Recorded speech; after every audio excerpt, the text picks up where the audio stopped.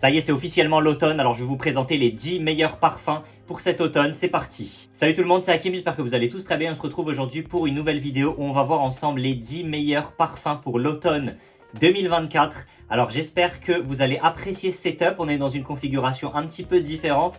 Dites-moi ce que vous en pensez dans les commentaires. Et puis on est parti sans plus tarder. Mais avant tout, si tu es nouveau ici, n'hésite pas à t'abonner à la chaîne et à activer la cloche pour ne manquer aucune des prochaines sorties. Et de mettre un petit like à la vidéo, ça fait toujours plaisir. Et dis-moi quel est ton parfum pour cet automne. Et sur ce, on est parti avec le parfum classé en numéro 10. Alors on commence en 10e position avec un parfum de chez Frédéric Malle avec Portrait of a Lady. Ce parfum est vraiment incroyable. Alors même si son nom indique Portrait of a Lady, on peut croire que c'est un parfum uniquement féminin. Mais en plus avec cet aspect un petit peu comme un rouge à lèvres, je vous rassure, c'est bien un parfum. Et pour moi, c'est totalement un parfum unisexe, même si c'est vrai qu'il est plus marketé envers les femmes. Pour moi, il est totalement unisexe, j'adore ce parfum, à condition d'aimer la rose. Là, dedans, dans ce parfum, on a vraiment une grosse dose de rose. On a des fruits rouges, on a de la cannelle, on a de l'encens. C'est un parfum qui a beaucoup de caractère. On a des notes boisées, principalement du coup en ouverture, de la rose, des fruits rouges, un côté bien sucré et floral évidemment, et par la suite un encens et des épices de cannelle qui nous donnent vraiment beaucoup de caractère selon moi. Très bonne performance en plus toute la journée, parfait pour l'automne, c'est tout ce qu'on demande. Donc en 10e position, Portrait of a Lady. Et pour mesdames, c'est encore mieux, pour moi c'est un des meilleurs qu'on puisse avoir pour l'automne. On enchaîne avec un parfum de la collection Replica de chez Maison Margiela avec By the Fireplace. Voilà. Alors ce parfum est vraiment incroyable. Comme la collection Replica en général, ces parfums viennent recréer une ambiance, une atmosphère. Et ça, c'est vraiment les parfums que je préfère.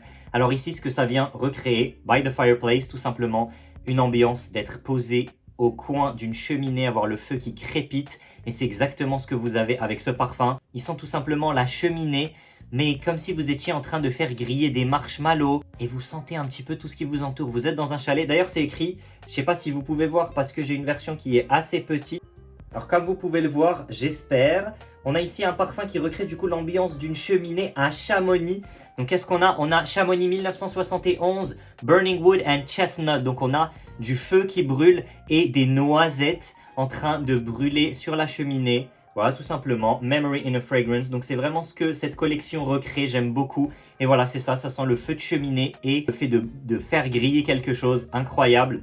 Il a des performances qui malheureusement ne sont pas optimales, mais ils sont tellement bons que, voilà, pour moi, ça c'est pour ça que j'ai une petite version ici, c'est que je peux venir en rappliquer pendant la journée. Et ça c'est nickel, et tout simplement un classique. C'est pour ça qu'il est en 9e position de cette liste de la maison Margiela by the Fireplace. On enchaîne avec cette fois-ci un parfum de la collection privée de chez Dior. Encore une petite version, une petite miniature. Ici, on a Ambre Nuit.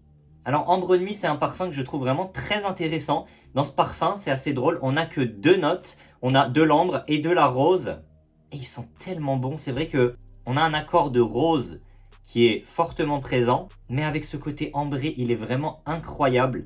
C'est un parfum simple mais efficace. Bon, comme en général dans la collection privée de chez Dior, c'est pour ça que j'en présente pas 10 millions. C'est que la tenue malheureusement n'est pas exceptionnelle, mais par contre ce parfum est vraiment une masterclass selon moi. En plus, regardez-moi cette petite miniature, elle est vraiment adorable. Il fallait vraiment que je vous la présente.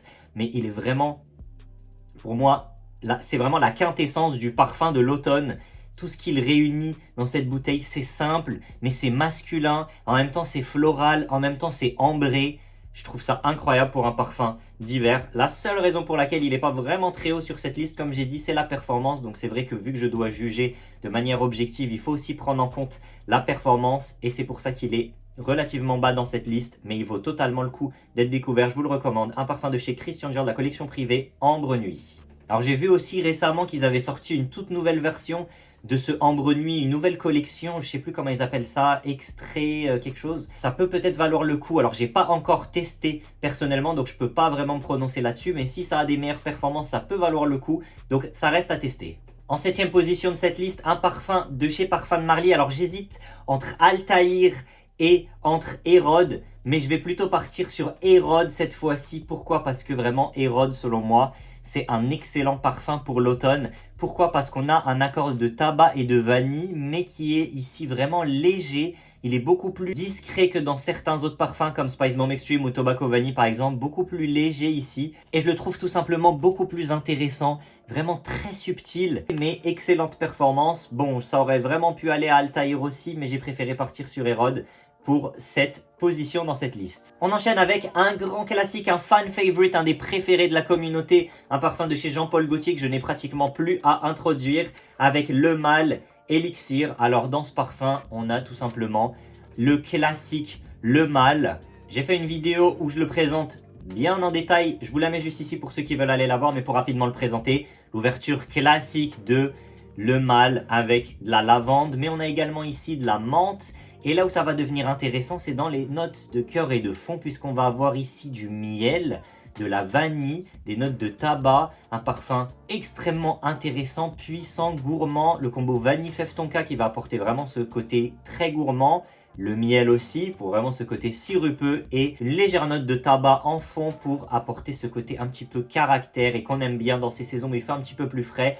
Excellente performance, excellent facteur de compliment, c'est vrai que c'est quelque chose dont je parle pas très souvent, mais la gamme Le Mâle en général, c'est vraiment un gros facteur compliment au niveau des parfums. Donc celui-ci, si vous voulez vraiment un maximum de compliments et un parfum qui plaît à un maximum de personnes, la gamme Le Mâle, c'est vraiment ce vers quoi il vaut mieux vous diriger. Et en plus de ça, il a vraiment des très très bonnes performances. D'ailleurs, dans ma dernière vidéo où je parle des parfums les plus puissants, vous avez été très nombreux à me demander pourquoi je ne l'avais pas inclus et j'aurais pu.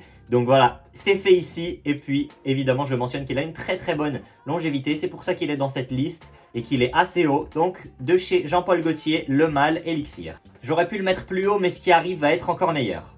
On est ici sur un parfum de chez Dolce & Gabbana avec The One Luminous Nights, ou dans son vrai nom, Layl Satah, qui veut dire du coup nuit lumineuse. Et regardez-moi ça, il est tout simplement magnifique en plus. Avec mon nouvel éclairage, je pense que vous pouvez voir ça vraiment de la meilleure des manières. Je suis vraiment content de pouvoir vous le présenter en belle qualité. En plus de ça, avec mon nouvel éclairage, c'est vraiment très sympa. Et donc ce parfum, déjà rien qu'avec ce flacon, il aurait suffi à être inclus dans cette liste. Mais plus sérieusement, comme son nom l'indique, évidemment, on est sur un parfum type Moyen-Orient. Donc ça change un petit peu de tout ce qu'on retrouve. On a une note de date ici, qui est très efficace selon moi, très gourmande, très sucrée. Et en plus de ça, on a des notes d'encens, on a des épices avec du poivre en ouverture.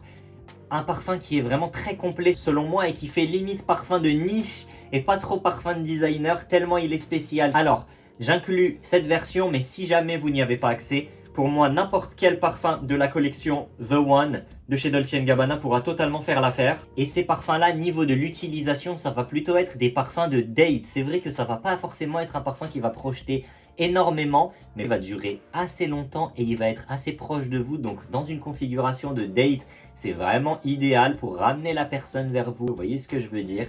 Donc, une configuration optimale pour ce genre d'occasion. Et il est tout simplement incroyable, donc il mérite totalement sa place dans cette liste en numéro 5 de chez Dolce & Gabbana, The One Luminous Night, ou encore Layl Satah. On enchaîne directement avec un parfum de chez Tom Ford, un grand classique avec Oud Wood. Comment pouvoir parler d'un parfum d'automne sans Oud Wood? Je crois que d'habitude il était même encore plus haut. Là cette année il est un petit peu plus bas, mais déjà regardez-moi ça, de toute façon le design classique de chez Tom Ford vous connaissez déjà. Voilà, moi je suis un grand fan, je sais pas si vous aussi, mais c'est très efficace pour moi. Et puis on est juste sur un parfum qui rappelle l'automne tout simplement, qui est efficace. Il y a eu des nouvelles versions, il y a eu la version parfum si je dis pas de bêtises que j'ai testé, mais j'étais pas non plus fortement convaincu. Et puis si j'ai déjà l'autre parfum, je voyais pas pourquoi j'allais upgrade pour la nouvelle version. Pour moi, l'autre parfum c'est toujours la meilleure à avoir parce que j'ai pas non plus remarqué de grands changements au niveau des performances. Mais pour ce qui est de ce parfum, c'est absolument extraordinaire. Comme j'aime beaucoup le décrire, ce parfum, c'est comme si vous alliez dans une forêt et que vous sentiez ce qui vous entoure, vous sentiez les herbes, le bois, la pluie sur le bois, l'odeur que tout ça donne. Et ben c'est vraiment ce que vous avez avec ce parfum. C'est pas du tout un oud comme on peut l'imaginer, très fort, très animalique. Ici, c'est vraiment très très doux. Je reconnais même pas vraiment le côté oud, je reconnais plus le côté wood que le côté oud. Donc c'est vraiment un parfum boisé et qui rappelle vraiment ce côté forêt qui est assez réaliste et qui donne un petit peu comme le parfum de chez Maison Margiela, qui donne une belle idée d'une scène, et c'est exactement ce que j'ai avec celui-ci, c'est pour ça que j'aime beaucoup. En numéro 4, de chez Tom Ford, Oud Wood. On enchaîne en numéro 3 avec du très très sérieux, avec ici un parfum de chez Maison Francis Kurkdjian, j'ai nommé Grand Soir. Regardez-moi ça. Encore une fois, j'ai l'impression que quand le flacon est magnifique, ça l'aide à gagner quelques places. Mais non, celui-ci, ne pas s'arrêter juste au flacon, même si c'est pour moi un des plus beaux flacons de ma collection et un des plus beaux flacons que j'ai jamais vu de toute ma vie, tout simplement. Celui-ci, pour un cadeau, limite juste pour le flacon, il vaut le coup. C'est vraiment incroyable. En tout cas, on a un parfum ici qui est très très efficace, un parfum ambré, une belle manière de rentrer dans un parfum ambré pour ceux qui voudraient découvrir un petit peu ce que c'est. Donc avec cette note de benjoin qui est caractéristique du coup des parfums ambrés. Et c'est ce qu'on a de manière très présente dans ce parfum et vraiment puissante. C'est ce côté ambré, un peu résineux, sirupeux, très puissant. Et on a aussi un léger côté sucré avec de la vanille qui vient adoucir un petit peu cet accord ambré. De toute façon, en général, les accords ambrés marchent très bien avec des accords de vanille et ils vont de pair. Celui-ci ne fait pas exception. Incroyable performance extraordinaire. Donc comme je l'ai cité, vraiment un parfum qui est relativement simple au niveau de la composition et des notes, mais très efficace. Pourquoi faire difficile quand on peut faire simple et que ça marche? Alors comme son nom l'indique, c'est pas un parfum qui va être forcément pour tous les jours. Alors, on va pas vouloir le porter avec n'importe quoi, peut-être plutôt pour une occasion, avec une belle tenue, un beau costume, pour un anniversaire ou une belle occasion comme ça, un mariage, pourquoi pas. Pour moi, c'est vraiment ce pourquoi je porterai ce parfum. Comme vous pouvez voir, il est quand même relativement peu utilisé parce que je trouve pas forcément 10 000 occasions de le porter, parce que voilà, c'est comme quand vous avez quelque chose à laquelle vous tenez et qui a vraiment du caractère, bah vous n'allez pas le mettre forcément avec n'importe quoi. Donc c'est pour ça que pour moi celui-ci je le réserverai plutôt pour des occasions particulières, mais très puissant, très caractéristique, un classique tout simplement à tester. Franchement, testez-le, et si vous ne le connaissez pas, dites-moi dans les commentaires ce que vous en avez pensé si vous avez eu l'occasion de le tester. En numéro 3, de chez Maison Francis Kurkdjian, on a Grand Soir. En deuxième position de cette liste, on a un parfum de chez Kilian avec Angel's Share. Alors je vous assure, je n'inclus pas juste les flacons qui sont très jolis, mais vraiment les parfums qui sont les meilleurs selon moi. En plus de ça, s'ils peuvent avoir une belle présentation, un beau flacon, c'est que du plus. Personnellement, je trouve ça très efficace. Vraiment, encore une fois, un design qui marche beaucoup selon moi. Et ce parfum est juste réconfortant. Il va être pour les journées où il va faire un petit peu plus froid, là, les journées qui vont arriver, où on va avoir le seum de se lever le matin et de sortir quand il fera des bonnes températures bien proches de zéro, là. Et ben celui-ci, ça va être pour moi mon meilleur allié dans ces temps-là, tout simplement parce qu'il est réconfortant. Alors ici, on a une note de cognac et une note boisée, un style de cognac qui infuse dans les fûts de ce qu'on m'a expliqué quand j'avais testé ce parfum. C'est ce que veut recréer ce parfum-là, cet aspect maturé. Et puis c'est juste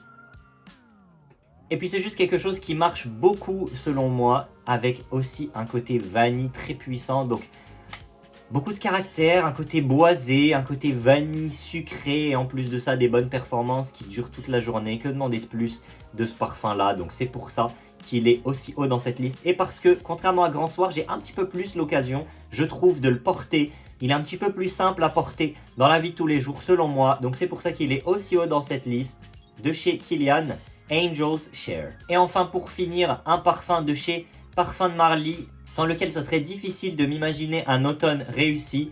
J'ai nommé bien sûr Layton. C'est vraiment un des premiers parfums de niche que j'ai testé, et ça a tout de suite été un grand coup de cœur. Une pomme verte, gourmande, photoréaliste tout simplement, et en plus de ça, on a un côté floral, masculin, parce que je sais que ça peut faire peur à certaines personnes. Très masculin, des très bonnes performances. Alors j'ai entendu dire qu'il y avait des reformulations et tout sur les parfums de Marly. Moi, il faut garder en tête que celui-ci, je l'ai depuis quelques années déjà. Donc je ne sais pas si jamais il a été reformulé. Donc c'est pour ça que je vous invite à aller tester par vous-même pour ce qui est vraiment des performances. Mais sinon, pour le parfum en lui-même, tout simplement excellent. Pour moi, c'est juste un combo qui marche et que vraiment je peux porter pratiquement tous les jours en automne sans aucun problème. Si je veux vraiment un parfum sans me casser la tête en automne, je prends mon petit Layton. Je sais qu'il va être avec moi toute la journée, qu'il va sentir super bon. Encore une fois, c'est un parfum qui est plutôt un parfum à compliment que d'autres que j'ai pu présenter ici. Il est assez simple à apprécier, mais en même temps il change de ce qu'on sent un petit peu partout. Il est assez unique dans son genre. Selon moi, un top, un must-have, comme on disait en 2006, dans sa collection pour l'automne. C'est pour ça qu'il est aussi haut dans cette liste de chez Parfums de Marly, le dénommé Layton. Alors voilà, c'était tout pour moi pour ce top 10 des meilleurs parfums à avoir pour l'automne 2024. J'espère que cette vidéo vous aura plu. Si c'est le cas, n'hésitez pas à me le faire savoir dans les commentaires, à mettre un petit like à la vidéo. Et pour les petits nouveaux, n'hésitez pas à vous abonner à la chaîne et à activer la cloche pour ne manquer aucune des prochaines sorties. Je vous retrouve très vite dans une prochaine vidéo. C'était Hakim. Allez, ciao tout le monde.